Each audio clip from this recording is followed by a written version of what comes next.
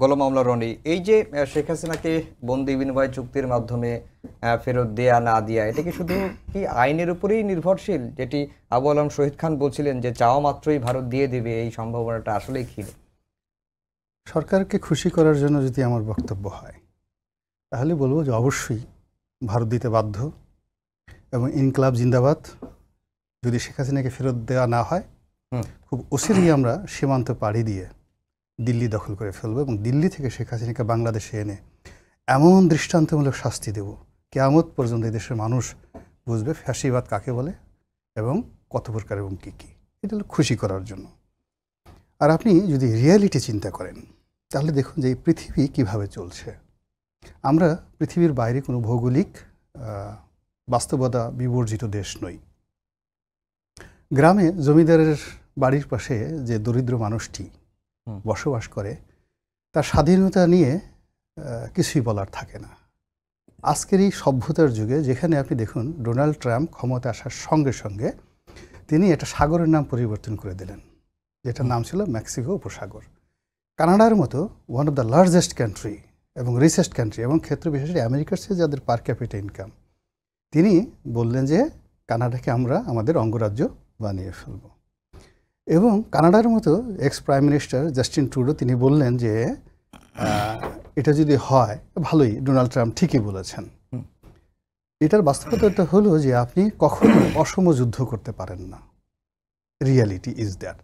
যেখানে 200 বছর আমরা ব্রিটিশদের দ্বারা শাসিত হয়েছি, যেখানে মোর দ্যান 300 ইয়ার্স আমেরিকা ব্রিটেনের আন্ডারে ছিল, তাদের কাছে স্বাধীনতা পেয়েছে, এখন সেই ব্রিটেনের সবাই আমেরিকার কথা মতো উঠে বসে। এটা হলো রিয়ালিটি।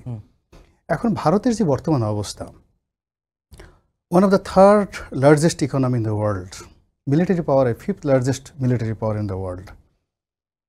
এরপরে আমাদের চারিপাশ দিয়ে তাদের যে অবস্থা, সেই অবস্থার প্রেক্ষাপটে আপনি চিন্তা করুন, আমাদের ভিসা বন্ধ রেখেছে, আমরা চিকিৎসা নিতে সেখানে যেতে পারছি না, একটা পতাকা বৈঠক করব সেই রকম মুরদ আমাদের নেই। That's a reality. আমরা এখানে খুব ভাইব তৈরি করছি, ফাটাই ফেলবো, কেটে ফেলবো, খেয়ে ফেলবো, কিন্তু বাস্তবতা হলো সীমান্তে গিয়ে দেখেন সেখানকার ভারতীয় কৃষকরা ওয়াল তুলে দিচ্ছে, কাঁটাতারে বেড়া দিচ্ছে, আর দূরে দাঁড়িয়ে দাঁড়িয়ে বিএসএফের যারা লোকজন রয়েছে তারা হিন্দিতে নির্দেশ দিচ্ছে, আর আমরা এখানে বসে শুধু চেয়ে চেয়ে দেখছি। তো সেখানে আমি কাগজপত্র পাঠালাম, রেড অ্যালার্ট পাঠালাম।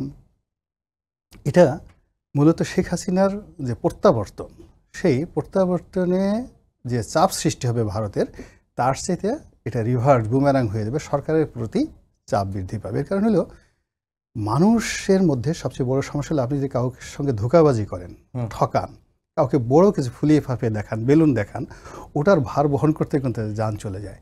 এই সরকার প্রথমে এসে দেখালো যে আমরা খুব বীর, ভারতের সঙ্গে চোখে চোখ রেখে কথা বলবো, বলার সঙ্গে সঙ্গে ভিসা বন্ধ হয়ে গেল।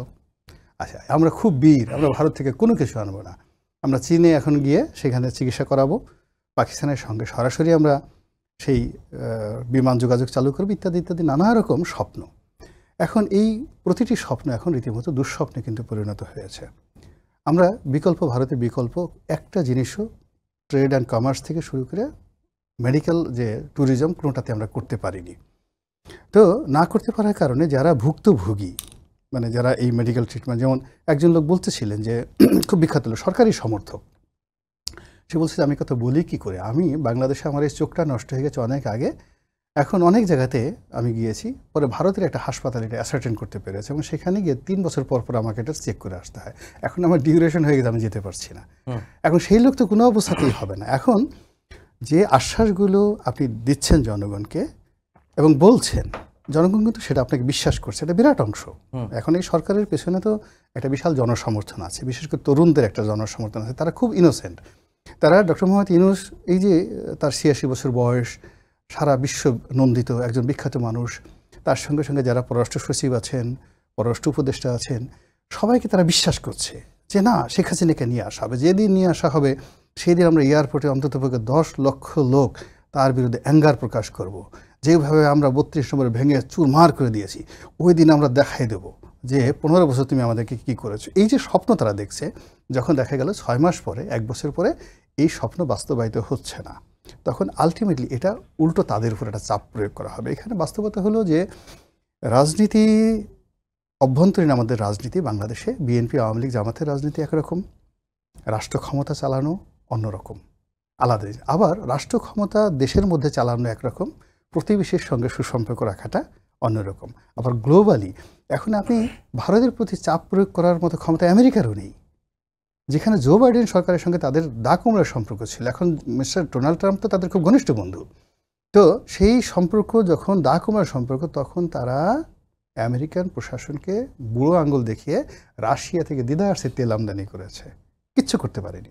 অথচ আমরা এই বাংলাদেশে রাশিয়ার একটা জাহাজ এই আমাদের পরমাণু নিয়ে আসছে বাংলাদেশে, আমরা ভিড়াতে পর্যন্ত সাহস পাইনি, ভিড়াতে সাহস পাই। This is India. তো সেখানে আমরা অনেক কথা, মুখ আছে বলতে পারি, জিহ্বা আছে বলতে পারি, কান আছে আমরা শুনতে পারি, এই পর্যন্তই থাকুক।